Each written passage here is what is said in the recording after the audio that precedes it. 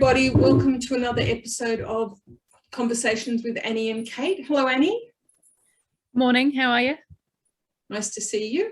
And lovely to have our guest, Linda McIver, here with us. Hi, Linda. Hi, Kate. I'm very excited to be here. Now, Linda is Dr. Linda McIver pioneered authentic data science and computational science education with real impact for secondary students and founded the Australian Data Science Education Institute in 2018. She's the author of Raising Heretics, which I've actually been reading a bit of, which is quite interesting, and is a regular keynote speaker and has been on ABC's The Program That Shall Not Be Named. And she's a passionate educator, researcher and advocate for STEM. So welcome. Nice to have you. And I'm going to start off by letting you know what I'm drinking, because I have found this to be a delightful drop. This is a Howard Park Cab Sav. Delicious. Oh, yum. That sounds awesome. I have an aviation. You can't even see it because of the background.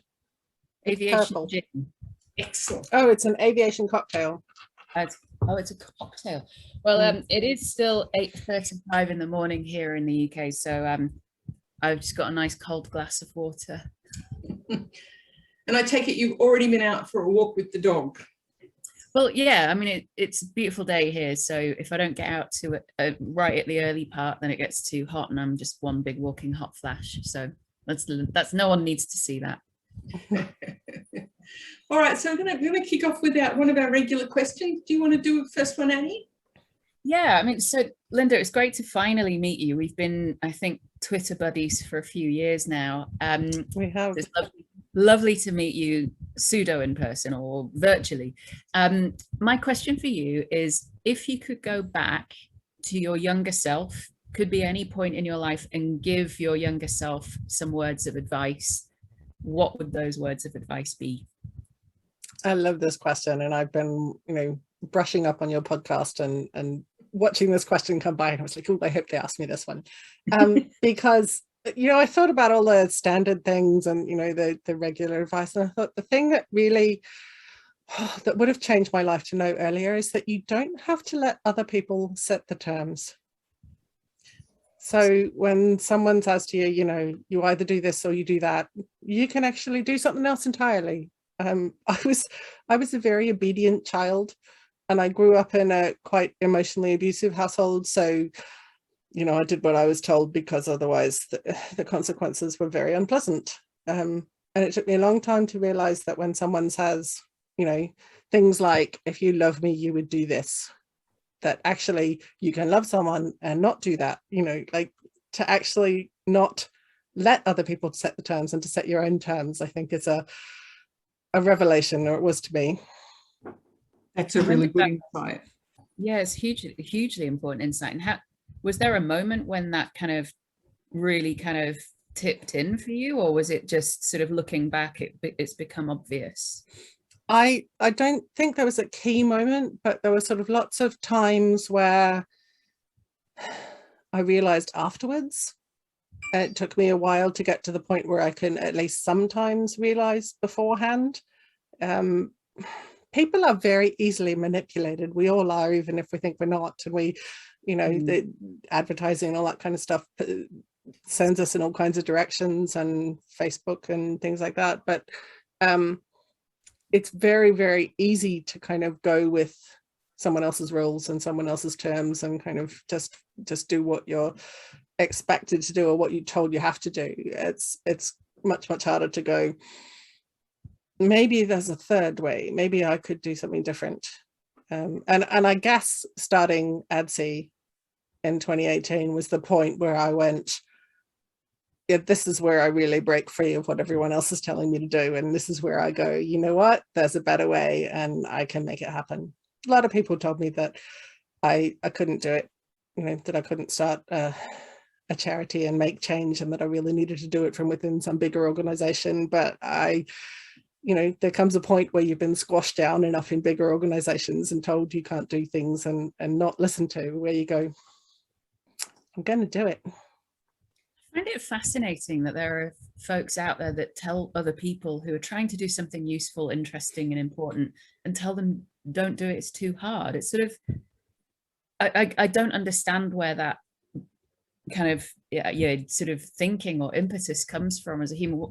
Why would you tell someone don't do something unless it's like quite obviously you're going to die or it's going to hurt people? Well, yeah. But otherwise it's like, give it a go. What's the worst that could happen? I think to some extent it's that rule following again. It's like, that's not the way we do things, you know, that's not the way things happen, that's not my understanding of the way the world works, so it's not going to work. You have to be able to break free of that and go, well, let's try it, see what happens.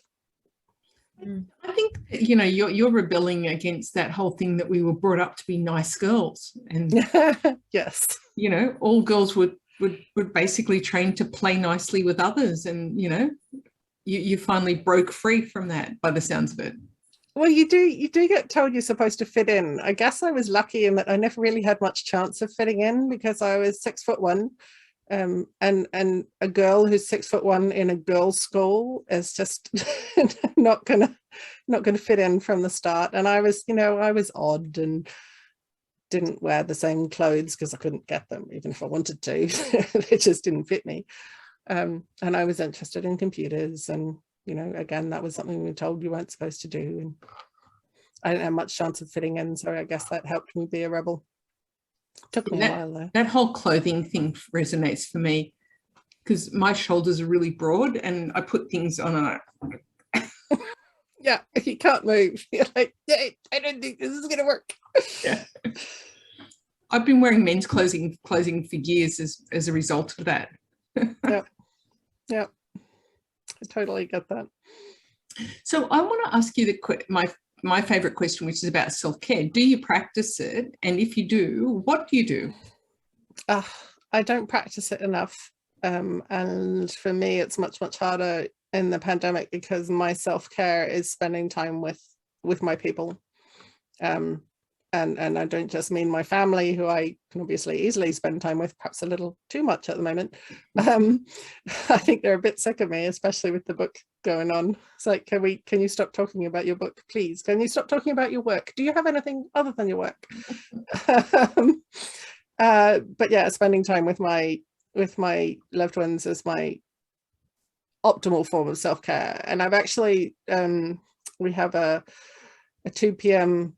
catch up every weekday when we can, which we started, early last year, I think, with a group we call ourselves the Unbossables. And that's been, you know, just a video catch up that we come to if we can. And there's started with 2 of us. It was Michelle Playfair and I, and then we added Gretchen Scott, and it just sort of grew. There's about 6 or 7 semi-regulars now, and it's a lifesaver. It's an absolute lifesaver. But reaching out to people, connecting with people, that's my self-care. That's what gives me life. It's really interesting because I have a team of introverts who will be really happy if we never make them go outside of their houses ever again. Yeah, and it's really interesting because I'm talking to people who are just going, oh my God, that's my idea of hell on earth. Yeah. I have a bestie. We call ourselves twins, and the only significant difference between us is that she's an introvert and I'm an extrovert, which we found fascinating when we first connected because we felt like that defined us so much, you know, but we're so alike in almost every possible way. And she's quite happy with the whole working from home thing, whereas it's killing me slowly. It's interesting, is it? Because I've just saw your recent post on your blog around guilt, and yeah, how, I mean, obviously for you folks over in Oz, there's quite a lot of people in lockdowns right now. As you both know, Canberra gone in now. Yeah, I heard that this morning. You know, I'm over here in the UK, so I've got guilt because I'm not in Australia with my dog and doing all of that. But at the same time, I would be even more guilty if I wasn't here because my dad passed away and I needed to be here for that and say goodbye and help my mum and all of these other things. It's sort of like, it's so hard sometimes to not, it's just really hard sometimes for it all to not kind of just crush you. And yeah, so what advice do you have for folks out there, Linda, on how to navigate this? asking me for advice on managing guilt is like asking an alcoholic how to stop drinking. I suck at it. I've often said I have an overactive guilt gland. It's something that's built into my family, I think. I mean, I feel guilty. Here I am locked down with my family, and I feel guilty for not spending more time with my kids. Like, it's partly because we're all so sick of each other that we're kind of retreating to our private corners a lot of the time. I think it's, you have to practice radical self-kindness, and it's really, really hard. And you know, if you're a perfectionist like I am, you wind up then feeling guilty for not being kinder to yourself, and you know, you could wind up in this terrible spiral of just guilt for feeling guilty for not doing the thing. I was brought that's up what I rely on my people for. Expert at guilt. I have this thing called the frying pan of enlightenment, which is, you know, when someone kind of gives you a metaphorical whack around the head, stop it, you're being stupid. I need my friends to do that, because I'm terrible at doing it myself. That's interesting. So talk to us about the book, Raising Heretics.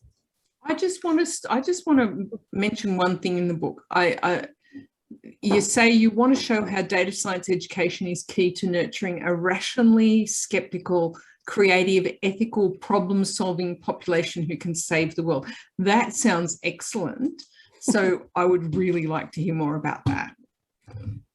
So this is something I discovered while I was teaching. I kind of finally figured out, for me at the start, you know, my background is computer science education. That was what my PhD was in, and that was what I was passionate about. And the whole goal when I was teaching was to get more kids engaged with programming. And initially, the school I was teaching at was doing that in a core year 10 subject. So everyone had to do it, and they were doing it with toys. They were, you know, it was playing with robots and getting them to push each other out of circles and follow lines, and it was drawing pretty pictures in scratch-based interfaces, and it was, you know, pointless faffing about as far as the kids were concerned. And that it was a science school, so you would think these were kind of it was preaching to the choir. You'd think they'd be already engaged in tech, but they hated it. They'd constantly come to me and go, "Why are you making me do this? I hate it." And I couldn't tell them that I hated it too at the time, but I did. Like, it was completely pointless.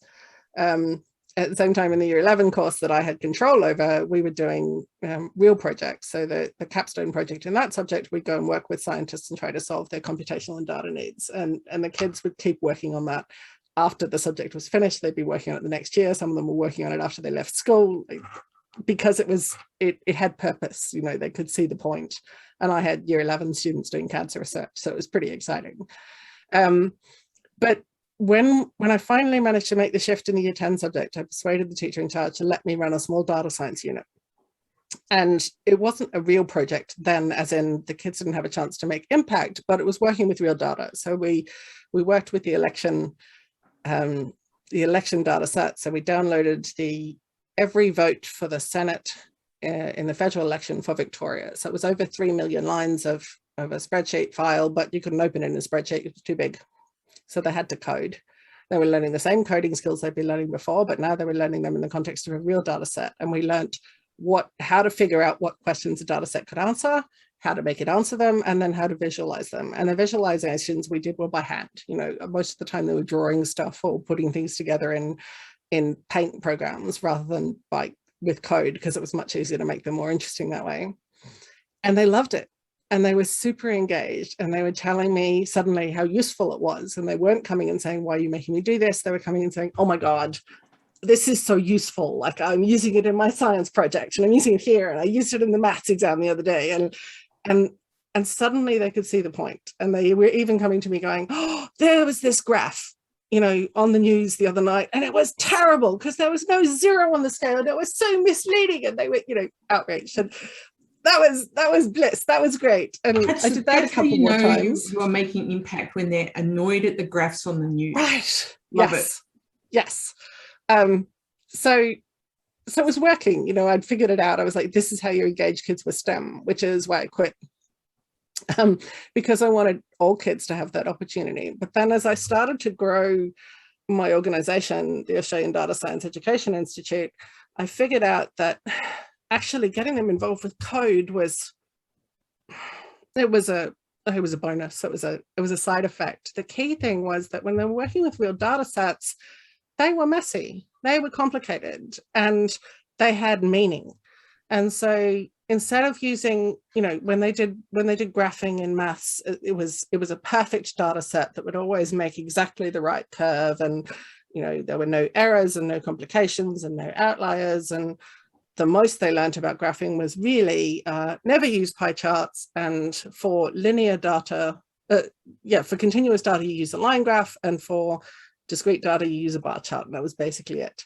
Whereas suddenly they were working with real data and figuring out how to get a message across with it.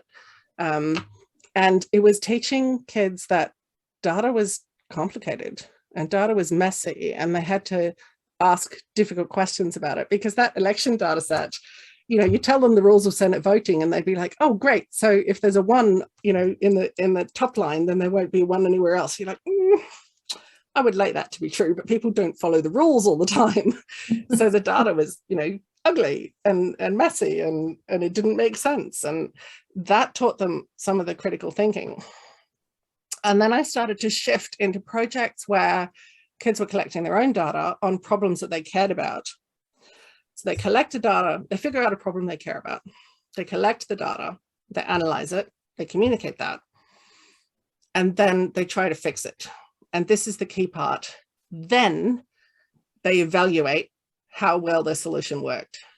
So they check to see if it actually worked and how well it worked and what went wrong and how they could improve it and all that kind of stuff. We don't do that nearly enough. We don't do it in business. We don't do it in education. We don't do it in government for sure. You know, I used to go into teacher PDs and go, how many of you have had your school implement the latest, greatest Kool-Aid, and then the next year that bit of Kool-Aid has disappeared and you're on to the next thing, and they never actually evaluate it to see if it worked? Every hand goes up. So that's the key part, really, is getting them to evaluate their solutions and think about the ways in which they're wrong. You know, hello, That's so goodbye. important. Hi, Maxie. Hi, Maxie.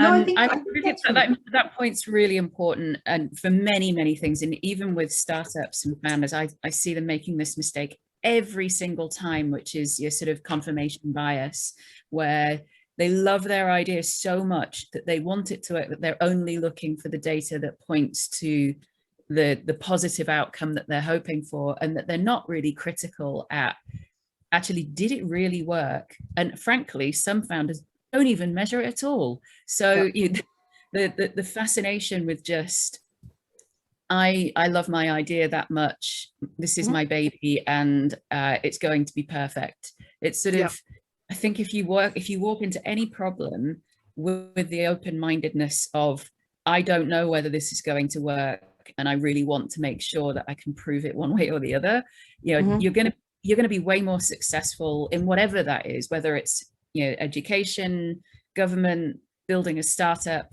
You know, having that open mind is so important, isn't it? Yeah, it absolutely is. And as soon as you get into real problems, there is no single right answer. And chances are it's not even a binary, did it work or not? It's how well did it work? Who did it work for? Who did it not work for? You know, who's actually disadvantaged by this solution that's trying to make things better for everybody? Because there's going to be somebody, you know, and so it's this idea that your solution is not going to be perfect. It cannot be perfect, which then means the evaluation process is not, oh my God, I might have failed. It's, let's see, you know, where the good bits are, where the bad bits are, how can we improve this? And that's a standard part of every project, rather than, did you get it right or wrong? Is the textbook answer there? Tick, move on. I want to know how we can get all of school thinking like this, because, you know, I can remember I was about 21 and I went down to Melbourne on a visit, and I was helping some nuns move some stuff, and long story, and I got to use Pythagoras' theorem to work out if something could fit through a doorway, and I was so excited because it was the first time maths had actually been useful in my entire life, and that is the last time it was actually useful in my life too. Yeah, it's tragic, really. I mean, my oldest, when she was in year 10, was coming home going, when am I ever, I'm doing calculus, when am I ever going to need this stuff? And so my husband, who's an electrical engineer, sat down and taught her third year power electronics, just the overview, just in half an hour. I was like, well, this is how I use it in my work. She was like, oh, this is so cool. Why don't they tell us this? Like, you divorce it from context and you're just teaching it in order to get a mark, and the kids only do it in order to get a mark. We get frustrated when they're like, is this on the exam? Like, you shouldn't care about that. But we tell them by word and deed that it's the only thing that matters. And in fact, once you get out in the world, it's the only thing that doesn't matter. When they get to uni and do engineering, it's all about the exam and all about the mark. That's all they care about. I'm well aware. Yeah, so it is. For you, Linda, when you first started out, you're sort of figuring out what you wanted to study. What was it about computer science that sort of triggered you or really attracted you? Oh man, it was an accident. So I went to uni to do a biology degree. I was interested in genetics, and to do genetics you had to do maths, biology and chemistry in first year, and that left me one slot. And my cousin Chris gave me his Commodore 64 when I was, I don't know, 10 or something, and I'd plug it into the massive old TV standing in the corner, and it had a tape drive, and it was clunky, but I learned a bit of basic, and I learned that before I learned the message that I wasn't supposed to be interested. And it was fun and I enjoyed it. And when I needed a fill-in subject, I thought, well, I looked down the list. I thought, well, computer science could be fun. And so I picked computer science as my fourth subject in first year. By third year, it was the only thing I was studying, and I'm still not entirely sure how that happened. I loved genetics, but the third year genetics at that time was going to be plant genetics, and I was interested in bacterial and human genetics. I don't want to do plant genetics for third year. I don't want to major in that. So I did a double major in computer science. Well, that's showing them. Yeah. It was like, I wasn't that interested in second year either, so still not quite sure how I wound up in third year. It was more or less I tripped and fell into it, I think. But how did you come to be teaching? I was an academic. So I went on to do a PhD, which I had said I would never do. I was a big one for doing things I was never going to do. I was never going to do honours. I was never going to do a PhD. My PhD supervisor, Damien Conway, still mocks me for that. But I went on to do a PhD because he offered me a project that was interesting, which was designing a programming language for teaching. And so I played with that for a while and got my PhD. And then I really wanted to teach, but at the time, all I knew was university teaching. So I went on and became a lecturer. When my second baby was due, they had a round of redundancies. And I wasn't really thinking about taking it, but I looked at what I would get if I did. And I knew I wasn't passionate enough about research to really make a go of it. You have to be really driven to carve out the time for research. Teaching, if you let it, can take up all of your time. And I did. And that sort of told me that I really wanted to teach and not research. Mm. So I did take a package and I took a few years off and I did all kinds of things. I was a project officer for the Breastfeeding Association, and I did freelance writing. I did a bit of pro bono work, communications work for Oxfam. And then someone I used to work with called me up and said, hey, we're doing this thing from Monash. We're doing this thing you might be interested in. And I said, well, I'm not coming back, right? And he said, just listen. And told me about this school that was starting up that was a science school, and they were designing a new computer science curriculum. And I thought, oh, that actually sounds cool. So I started working for him the next day, just sort of on the side, and I just got drawn further and further into the school because working with those kids was amazing. That was it was incredible. The kids were so interesting and so engaged, not in the year 10 subject. But I started the next year teaching the year 11 subject, and my co-teacher Victor and I got to design that from scratch. And so we basically designed it to be all of the things we found interesting about computer science. That's such a luxury. Oh, it was incredible. It was such freedom. despite getting frustrated with the year 10 subject, I stayed because I really wanted to keep doing that subject because I loved that subject and the kids loved that subject and we had the best time. But I'm really curious about how you ended up starting your own business. You know, that seems to be a really interesting thing to me. I think the main reason is, as I said, I'd figured out how to do this right. And I wanted all kids to access it. But I also realized that I wasn't going to be able to do it while I was teaching. I didn't have the support in the school for spreading the word. In fact, they were going to hire a new head of school in over the top of me. And I was probably not going to be able to teach what I wanted to teach anymore. So I was thinking about it, and I thought the other thing about what I was doing was that most teachers couldn't do it, not because they didn't have the ability, but because they didn't have the time. So the only reason I was able to do these complicated data science projects was that I was half-time. So I had the time to go find the data sets and make sense of them and build projects around them. And I used my own time to do that. And I was approached by someone who said to me, who was offering me a job at the time, and she said, so let me get this straight. You're paid half-time, but you basically work full-time so you can do a better job. And I sort of sat back in my chair and I thought, when you put it that way, it sounds kind of dumb. But that's what I was doing. And I was doing that because I wanted to do something real. And I thought, wouldn't it be great if there was someone out there who could support teachers to do this stuff so they didn't have to invest hours of their own time to make it happen. And so I looked around, I thought, I'm going to find who's doing this and I'm going to join them. Must be tickets. There didn't seem to be anybody doing it. So I thought, okay, well, I'm going to start my own organization. I do like being my own boss. There's a reason that catch up of ours at 2 p.m. is called the Unbossables, because I am not very good at doing what I'm told. And did you enjoy, what was the process, or how was it setting up the company? Was it what you expected? Oh boy. It was really hard. The paperwork alone was insane. And of course, it's a startup, right? So as the founder of a startup, I had to do everything. And oh gosh, bits of that I hated, like the setting up the website and the accounting and the forms. But at the same time, I knew that everything I was doing was going towards something that I was really passionate about.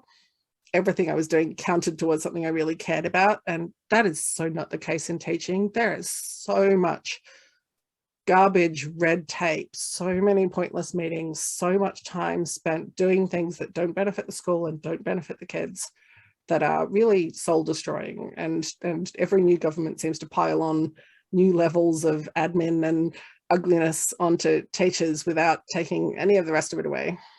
And it was just getting worse and worse. So to be able to spend all of my time on things that I felt mattered was bliss. And I was also really lucky that I started meeting very early. I started meeting people who got behind me and who thought it was a great idea and who were hugely supportive. And without my cheer squad, I wouldn't have ever got anywhere. I think I would have bailed in the first year. But every time it got hard, there was someone there to go, this is amazing, keep going. So you mentioned your cheer squad. Did you consciously find a cheer squad, or did you just accidentally find them and find them helpful? A bit of both. Mostly it was accidental. I met someone while I was still teaching, actually, who was really instrumental in getting me going, and her name was Lynn Langett, and she's a tech person from the US, and she has worked a lot in tech education. So she was really excited about what I did. She happened to be in Australia for a conference, which was YOW. She was keynoting YOW, and she came to see my classes and was really enthusiastic. And then she came back. She was back in the December, and she was like, we should catch up. And I actually went to the conference dinner with her because it was the only time we could catch up. And she started introducing me to people. And Dave Thomas of YOW was really enthusiastic about what I was thinking, because this was December, so I started to think about what I was going to do. And he was like, if there's any way I can help, let me know. So as soon as I was up and running, I contacted him and he was like, well, you should come and do a Yao night, which is basically a speaking tour from Melbourne, Sydney and Brisbane. And you should speak at Yao Data, which is a big data science conference. Pretty sure that's how we met. We met at a Yao once years ago. Quite possibly. We've certainly met at C3DIS as well. So Sam Moskva, who was running C3DIS and e-research at the time, was also really supportive. And so he had me speak and run workshops and stuff. And all of that, you know, that sort of conference support was how I started meeting people who thought this was just the best idea ever. And they basically became my cheer squad. It's easy for me to be passionate about it. Like I can rave about it all day. So when, you know, when people hear about it and they're keen, it works really well. I really do wonder how people will do that now, you know, in this day of virtual conferences, because you miss that kind of corridor conversation that is the kind of thing that often catalyzes those relationships. Yeah, you really do. And I've sort of, it's an entirely different skill to connect with people in those online conferences, and some conferences do it better than others. They have better sort of chat spaces than others. PyCon last year did a really good job of getting the conversation going. The problem really that I think sort of comes in at that point though is, in order for you to sort of foster those sorts of relationships, you actually do have to be intentional about it. Yeah. And if you don't have that, you know, sort of outlook of, right, I'm going to find people who at this event who I think I'm going to be, you know, sort of have some sort of personal connection with, who might be able to help me. A lot of times, you know, we do find our cheer squads or our tribes or whatever you want to call that by accident. And in the coffee cart queue or something, and you just start chatting to the person next to you, and that's gone now. So because I've been to some conferences that have had really, really, really bad interfaces where they've got these kind of virtual, it's just imagine Second Life mashed up with some hideous thing where it's supposed to be sitting around campfires, and it was just the most weird and strange thing. And I was just like, this doesn't feel right. Yeah, I've been to some of those too, but some of them work really well. And I was lucky, I guess, that I got my network sort of well underway before all this hit. But the other thing is, if you know, as Annie says, if you're intentional about it and you know, drop things into the conversation every time. I love the online events where they're really collaborative rather than just a webinar where you can't contribute. So where there's a really active chat. And Pawsey Supercomputing Centre, I'm very fond of, and I do a lot of work with them. And all of their events are meetings, not webinars, which means there's a real sense of community and a lot of opportunities to connect. So, you know, I met the WA chief scientist that way, and I've connected with a bunch of organizations over there that I'm starting to do work with, just because I saw them in the chat and, you know, I got involved or I drop what I'm doing in the chat, and anyone who's interested, you know, seeks me out. But it's really putting yourself out there. And that's something that was really difficult to learn because, you know, we're taught not to. We're taught to make ourselves small. Whereas I have to go, hey, I'm doing this thing and actually it's pretty awesome and you should get involved. That was hard to learn to do. And just really interested in digging in on that a bit, because, you know, you're right, it is basically against girl programming, how girls have traditionally been programmed. So how did you manage to break out of that? I wouldn't say it's done. It's definitely still a work in progress. I'm particularly finding I've only just released the book, and I'm having to really work hard to put it out there and go, actually, this is pretty awesome. I got some just breathtaking feedback from Ellen Broad yesterday that made me teary. It was so positive and encouraging. And I'm like, okay, I have to share that. And for me, the trick is I'm sharing the work and I'm spruiking the work. I'm not spruiking myself. Yeah. Because if I stood up and said, I am amazing, I would just die, you know, just crumple in a heap. I can't, it just feels so wrong. But I can stand up and go, this work is really important and you really want to get involved. That I can do because I love the work and I'm passionate about the work. It's like it's like spruiking for your children. Like, you do anything for your children that you wouldn't do for yourself, or you do something for your friends that you wouldn't do for yourself. My bestie Robin often says to me, treat yourself the way you tell me to treat myself,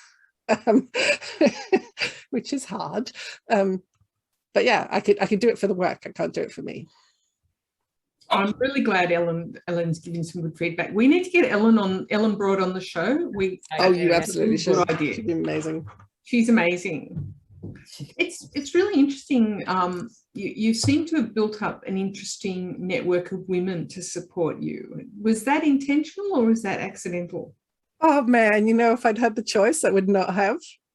Because I went to a girls' school and it was a nightmare, and I thought that groups of women were just to be absolutely avoided. I think half the reason I wound up in computer science was because it was a group of men and I felt a lot safer there, which is, ironic in so many ways. But I had a miserable time at high school. I felt I was bullied and I felt like I didn't fit in, and it was awful. Whereas I hung out with the guys and I felt like I belonged. So the network of women, it started with the Superstars of STEM program, which I got selected for in 2016, I think, the very first cohort of Superstars of STEM. And I met 28 other women. And when I first got selected for the program, I said to Zoe, my oldest, I said, I'm actually really nervous about this because I'm going to have to hang out in a group of women, and that's terrifying. And she went, that is garbage, Mum. It's not about their gender, it's about who they are. And I went, oh, I've been told. She was right, obviously. And those women are amazing, and it was such a supportive and wonderful network to be a part of. It was by far the best part of the program was the support and friendship of those women, many of whom I'm still in close contact with now. And that kind of changed my view on hanging out with women. But also, I don't know, I certainly didn't set out to meet more amazing women. I've just been really lucky in who I've connected with and who's become part of my network, I guess. Yeah, So, that's lovely. I was just going to ask Linda, what does the future look like for you? Obviously you've written the book. You want to teach kids the fundamentals of data science so that they can actually solve real world problems. Is that the mission now? Is that this is what you want to do for the world, or is there other things you've got on the horizon as well? For me, the main thing is changing education. So when I started EDSI, I said very early on, I'm not going to teach kids much as I miss them. I'm going to teach teachers because it scales better. And ultimately, the real scale would be change the way teachers are taught and change the curriculum. So that's the long-term goal, is fix the whole lot, not just get a few digital technologies teachers doing data science well, but actually change the whole thing. It's why Raising Heretics became more than just a book about teaching kids to code. It became teaching kids critical thinking and communication skills and teaching them to be ethical and all those kinds of things. And so I think this is my life's work, really. There's so many other things that need fixing, but this is something that I really understand, and I can see a path to fixing this properly. So I'm trying not to let myself get distracted by all of the other things I want to fix, and just focus on just sorting this one. Sometimes I joke and I'm like, I'm going to change the education system. Give me a couple of weeks, then I can move on. But my goal is to put my organization out of business, right? Because it's the way teachers are taught to teach. It's the way the curriculum is written. It's the way schools work. But I don't think my job is in any immediate danger. Well, that is an excellent spot for us to finish on. And thanks so much for joining us tonight, Linda. I really appreciate it. Lovely to see you again, Annie. And folks, please stay safe and well, and leave us a nice review.